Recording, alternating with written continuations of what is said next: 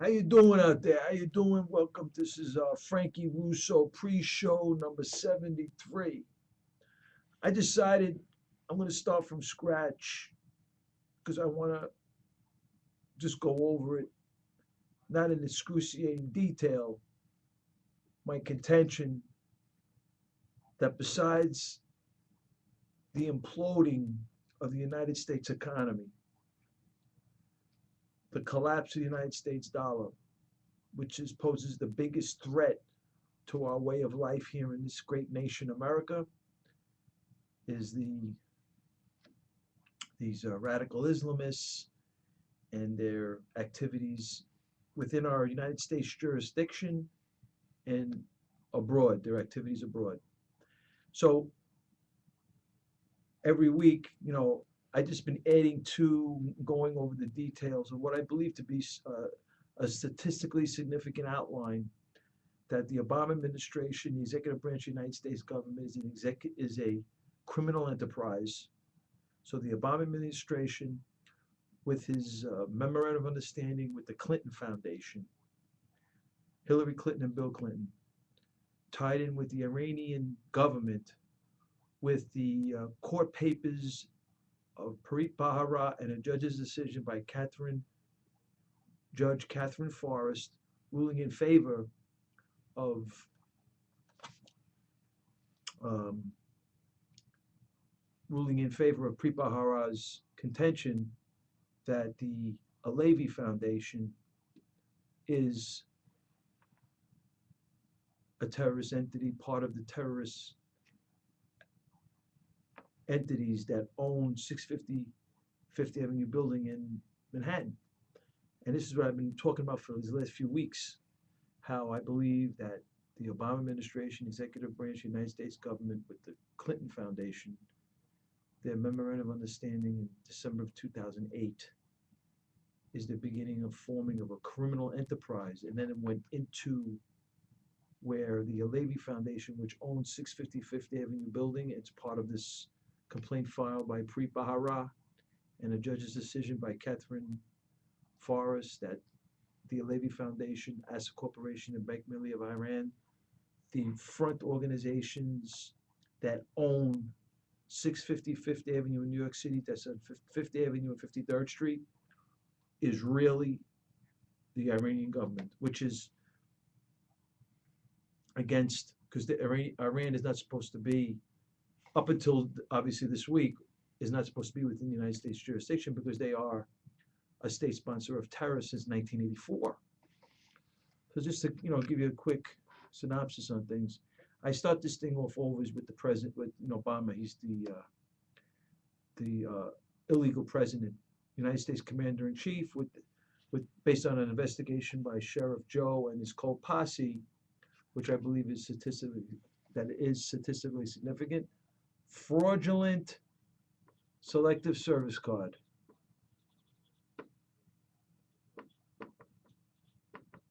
It deserves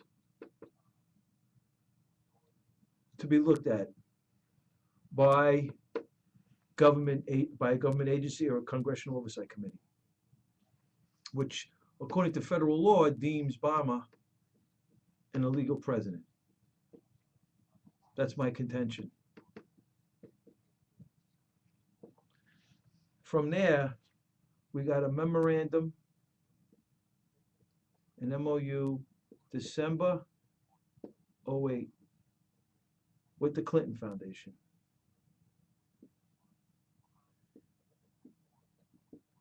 Right?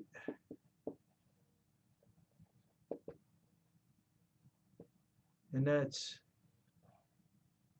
Bill Clinton, Hillary Clinton, Cheryl Mills. She's a former chief of staff of Hillary Clinton's State Department. Rosa Jackson, member of the Obama administration, and Huma Abedin, senior advisor to Hillary Clinton and an advisor to the Clinton Foundation. That's how interlocking this whole criminal enterprise is. So before I get into the second part of this thing, I'm going to go over this because I'm staying focused, and I want, people are following news cycles and bouncing all over the place, which is cool. I'm just saying this is what I'm doing. I'm going to keep putting it out there because I believe this is statistically significant. Fraudulent selective service card. This is discussed because this gives you an understanding of the political activities of the sitting president of this great country, America, Obama, which I believe is an illegal president, by the way. Fraudulent selective service card. Now, the conversation always starts off with the birth certificate. It started off with.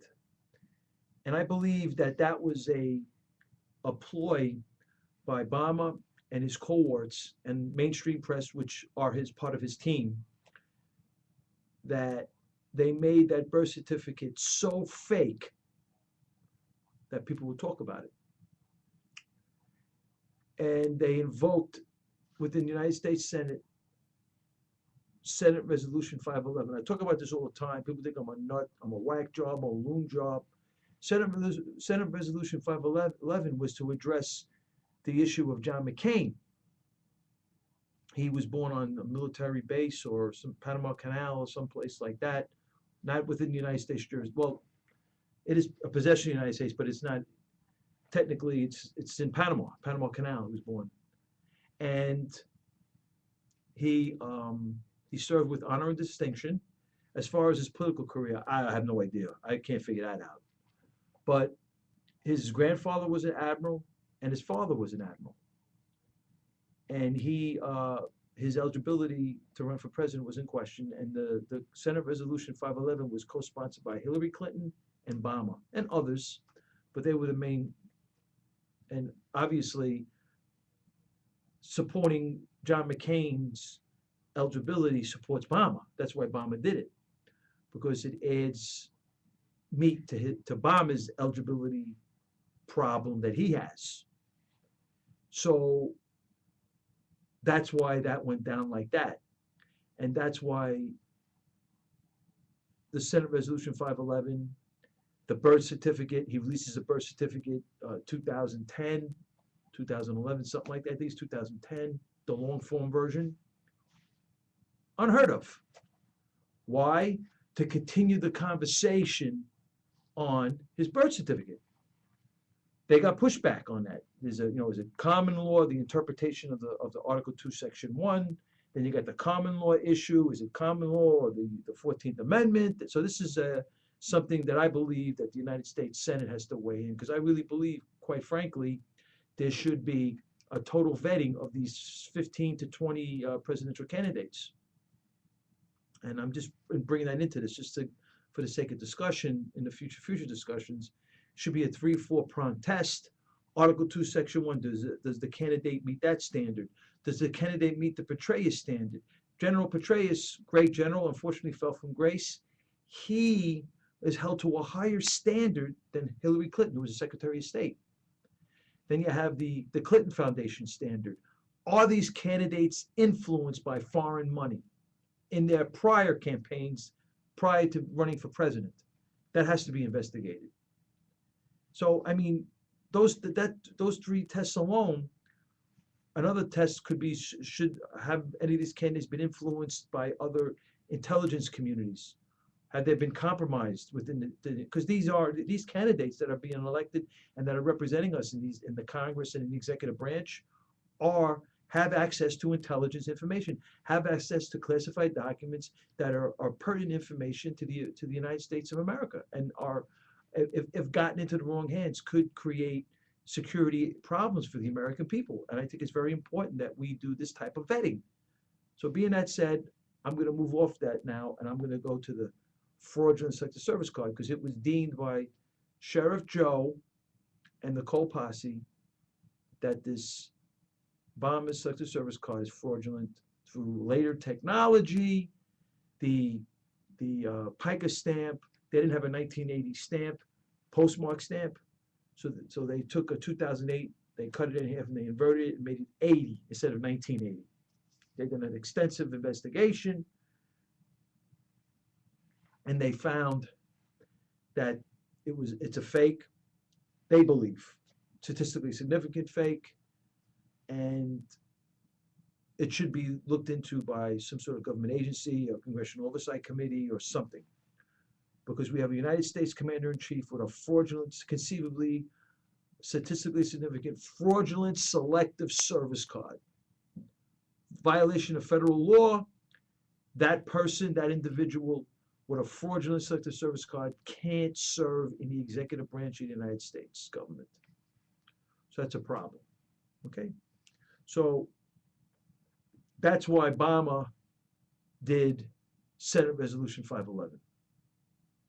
This is the prelude into why why Obama, the illegal president, based on his statistically significant fraudulent selective service card, why his administration entered into, his transition team entered into a memorandum of understanding on December 2008 with the Clinton Foundation.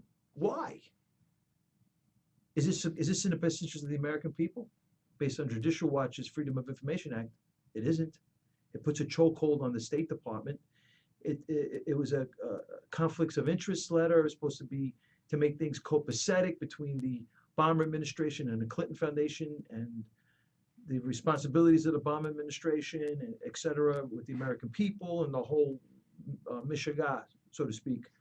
And it created a big mishiga because, quite frankly, based on the Judicial Watch's Freedom of Information Act garnering the State Department documents, the Clinton Foundation did not adhere to this document, to this agreement between the Obama administration. And quite frankly, it created like a chokehold where it came pretty much not the State Department of the American people, but the State Department of the Clinton Foundation.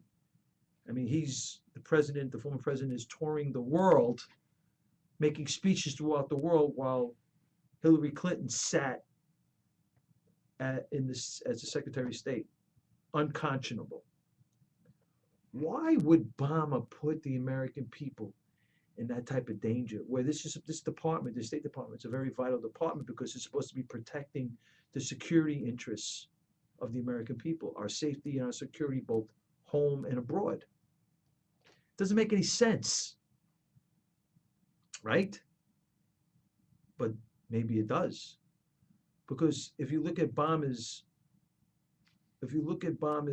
two presidential campaigns, I'm saying things that I've already said already, but I'm going to keep honing in on it. He had two presidential campaigns garnering billions of dollars, and he was fined over $375,000. He violated by the Federal Election Commission.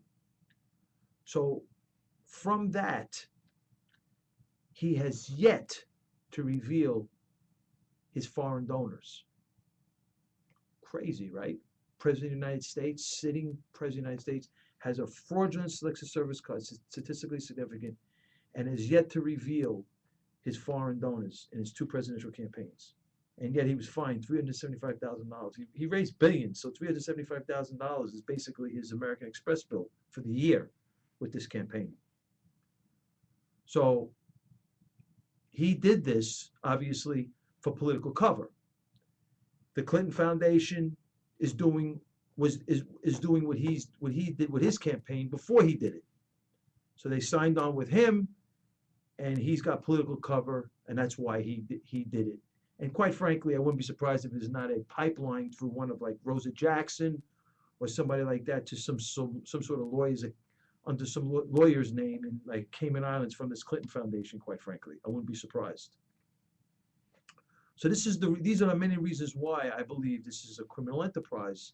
And going under the guidelines of the FBI, the glossary, the definition of a criminal enterprise, you got the 18th United States Code, the RICO statute, and you got the Title 21, which pretty much I'm going to get to in a minute. And then you got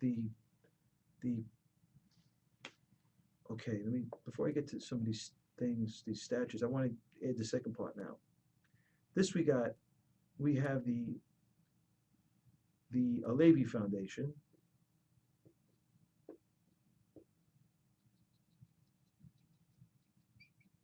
As a corporation, Bank Melli, Iran.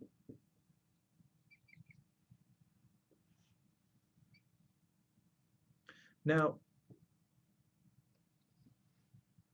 what's pretty significant with all this is that the Alevi Foundation, the Assa Corporation, and Bank Mellion of Iran own interests in 650 Fifth Avenue. Well, Frankie, you probably the first thing you say to yourself, you say, Frankie Russo, how could that be true? Isn't the Iranian government considered a state sponsor of terror up until this week, since 1984? So they can't have assets within the United States jurisdiction, because any of those assets within the United States jurisdiction would be sanctioned and frozen. We would seize them because they are a state sponsor of terror. So what happened was, just to give you a little brief history, 650 Fifth Avenue, I spoke about this all through my pre-show. 650 Fifth Avenue was owned by the Iranian Shah, the Shah of Iran, before he was exiled, before he left. Exiled, he had to leave. So the Iranian mullahs took it over. So they didn't, they were playing with it. They didn't know what to do with it, they knew what to do with it, but they didn't know, like, how to be inconspicuous about what they were going to do with it, in other words. So it went around and around and around and around till eventually it came out that the Alevi Foundation owns an interest in 650 Fifth Avenue, that the Assa Corporation owns an interest in 650 Fifth Avenue, and Bank Melli of Iran owns an interest in 650 Fifth Avenue. So why does this mean anything? Well, Preet Bharara and Judge Catherine Forrest, like we discussed earlier, and we discussed in prior pre-shows, filed a complaint by Preet Bharara that the Iranian government is really the owners of 650 Fifth Avenue building. That Alevi Foundation, Assa Corporation, and Bank Melli of Iran are fronts for the Iranian government, and they're funneling money through these foundations to the Iranian government. And so they got, the complaint deals with money laundering and obstruction of justice. So Catherine Forrest ruled in favor of Preet Bharara. They seized 650 Fifth Avenue building, forfeited over to the families of the victims of the September 11, 2001 unfortunate terrorist attack, and the families of the Marines of the Beirut, the families of the victims of the families of the Marines that were killed in the Beirut bombing of the 1980s. That was the judgment that came down on 650 Fifth Avenue. Okay. Also, they found that the monies that was going from the 650 Fifth Avenue building, which assets is $500 million through these three entities, the Alevi Foundation, Assa Corporation, and Bank Melli of Iran, were going to the Iranian government, were going to the Iranian weapons of mass destruction, the Iranian nuclear program, the long-term ballistic missile Iranian program, the Iranian Revolutionary Guard, and the Quad Force were all going. The money was going to all those entities that facilitate the terrorism that they perpetrate on not only America, not only American citizens, but American allies. Just to give you an understanding of the severity of this. This is a seizure, forfeiture of property. Crazy, right? They donated $105,000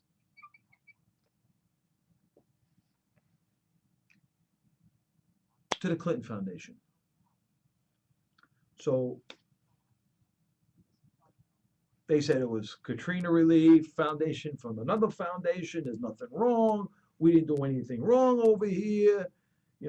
I'm not returning the money, said President Clinton. The Clinton Foundation has claimed no wrongdoing, and we are not returning the money. So that's where it's been left. But I didn't stop there. And I talk about this every week. I found out that the Alevi Foundation, through research or whatever on the internet, and three sources, Rachel Effenfeld from the American Center of Democracy, the American Spectator claims that public tax records of the Alevi Foundation and the Hanskew versus Special Services Division case, that the Levy Foundation, which owns an interest of 650 Fifth Avenue building and has been deemed a terrorist entity, conceivably with the Assa Corporation and Bank Melli of Iran, gave $1.4 million to the Blind Sheikh's Mosque.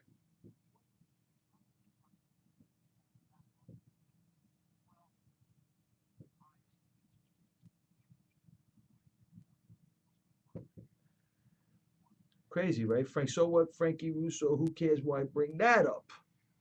Well, it's interesting because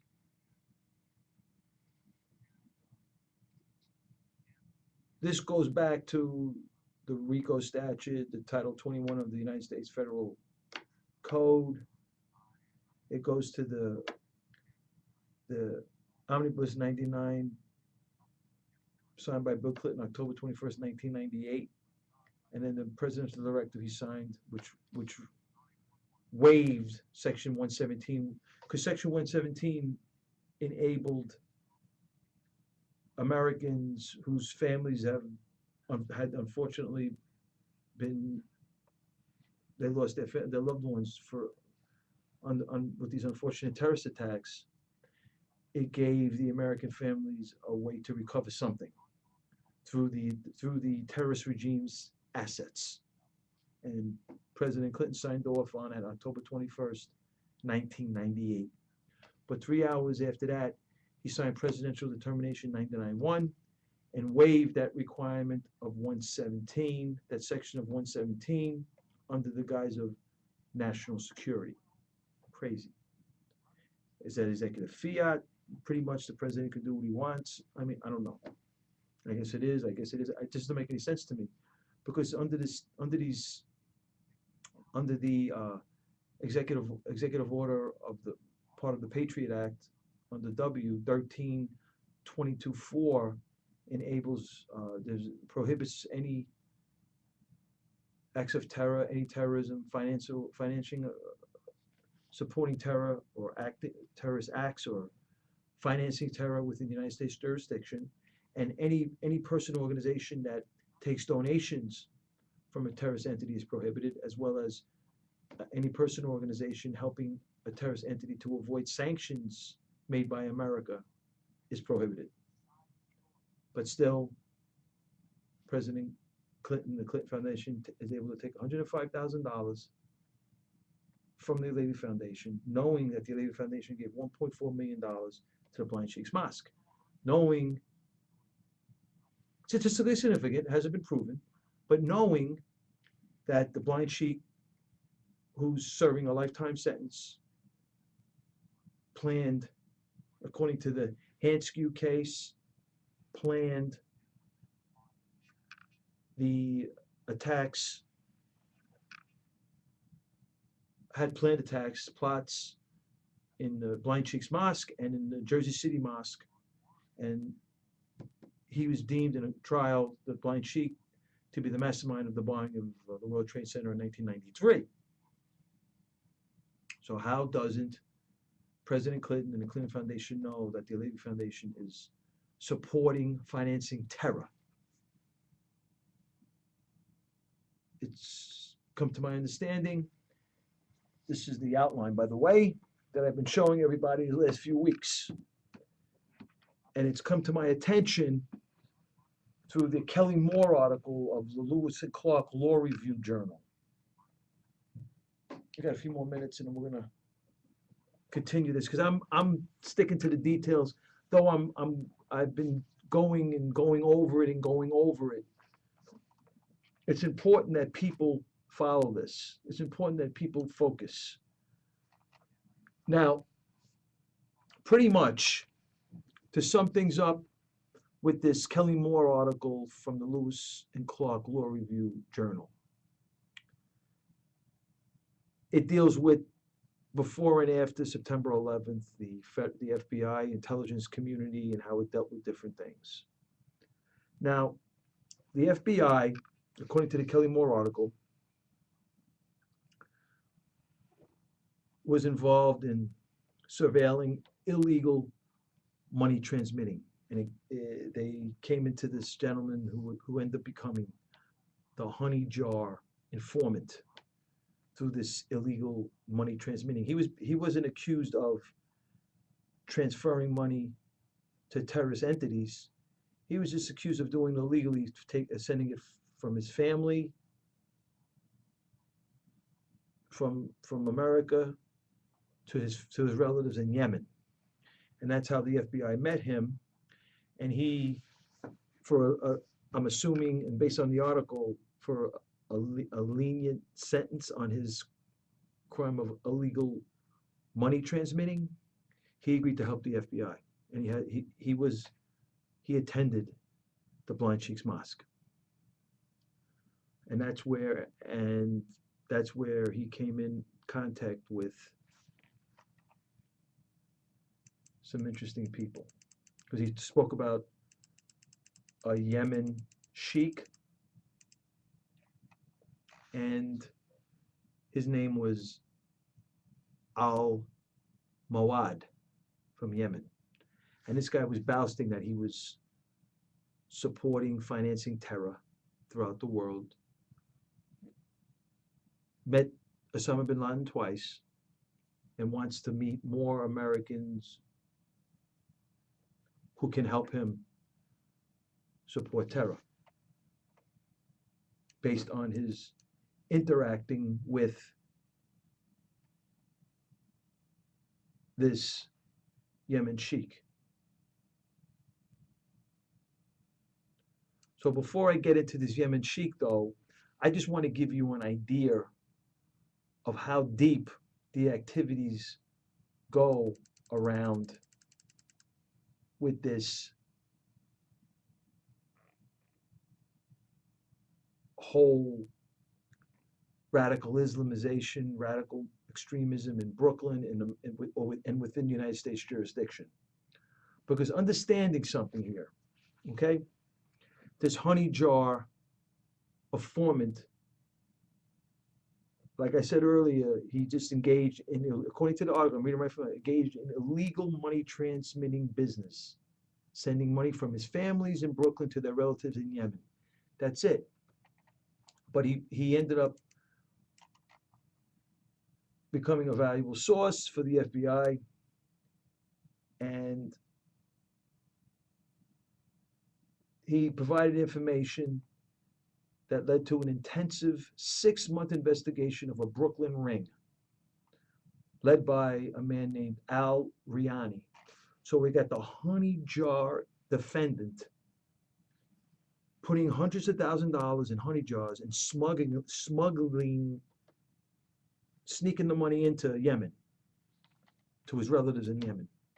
He got busted and he became an FBI informant. And he attended the Blind Sheikh's Mosque, and through his efforts, because understand something, at the Blind Sheikh's Mosque, it's been documented in court papers and judges' decisions, as we discussed earlier. The Blind Sheikh had been the leader of obviously of this mosque, and this is where the discussions relating to the plot to bomb the Harlem Lincoln tunnels took place. That's been proven through court papers and the judge's decision. So we have this investigation, the 6-month investigation of this Brooklyn ring. According to the article, I'm reading right from the article, and the investigating agents used Title III wiretaps, physical surveillance, grand jury subpoenas, undercover operations, 5 search warrants to indict approximately 20 individuals for unlicensed money remitting. Most of the defendants in the Al-Rani case pleaded guilty, but one from this Al-Rani Brooklyn ring came forward, and he too became the Al-Rani informant for the FBI. So we had the honey jar informant, which helped garner this Brooklyn ring, and from this Brooklyn ring we got the Al-Rani informant. And the Al-Rani informant conveyed to the FBI, in exchange for not going through for I'm assuming a lenient sentence or whatever, something along those lines. He agreed to the Irani informant agreed to help the FBI. So he offered the FBI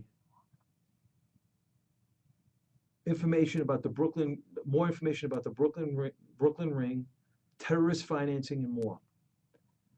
And he also claimed to have information about that sheikh I mentioned, the Yemen sheikh, Mohammed al-Mawad, who was involved in supporting the jihadists, the radical Islamists, the jihadists throughout the world. And he talked about the FBI talked about the Iranian informant to do 3 trips to Yemen to set this guy up. They even talked about presenting to this Yemen sheikh, this financer of terror in Yemen, who has been documented statistically significant of garnering money from the Blind Sheikh's Mosque. He was interested in meeting this rich American Muslim who happened to end up being an FBI informant, which was recommended to him by the Irani informant eventually. I'm going to take this full circle next time because I'm going through this. I just want to give you all a heads up about this whole thing. I've started this pre-show with the 650 Fifth Avenue case and the Obama and Clinton Foundation, Obama administration, Clinton Foundation criminal enterprise, and the questions that I ask, and I'm going to wind this pre-show down because I'm going to get more deeper into the Iranian chief negotiator, the Iranian defector who claims that the American government has been working on in these negotiations of the Iranian nuke deal, has been working on behalf of the Iranian of Iran instead of on behalf of the American people and the other countries that are in negotiations with Iran.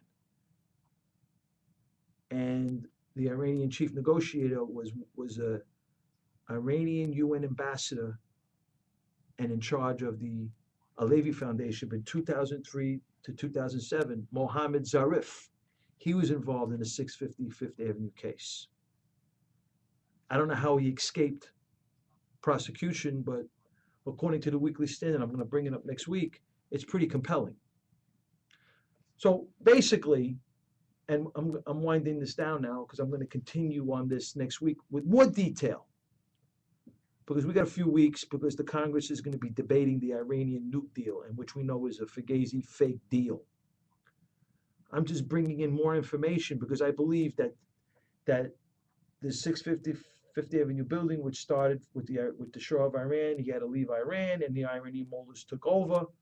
All of this posturing and the court papers and Preet Bharara's complaint and the back and forth with the Alevi Foundation, all these foundations that are within the United States jurisdiction, but are supposedly not affiliated with the Iranian government, which we know is a fake, false assumption, because it's not true. They are. I believe, I haven't proven it yet that it's statistically significant, but it's my contention that I will, that this result of this fake Iranian nuke deal, which is conceivably it's very bad. We're sitting on global nuclear proliferation. That I believe that it's statistically significant. I'm hoping to prove that. And that basically that this last deal that Obama put through is the culmination, CULMINATION, I think, of all this activity I talk about, the 70s and the 80s, the Blind Sheikh's Mosque and the funneling of money to the Al Qaeda, because that sheikh, which I've been talking about, I'm going to bring it up next week, that Yemen sheikh Mohammed al-Mawad was found guilty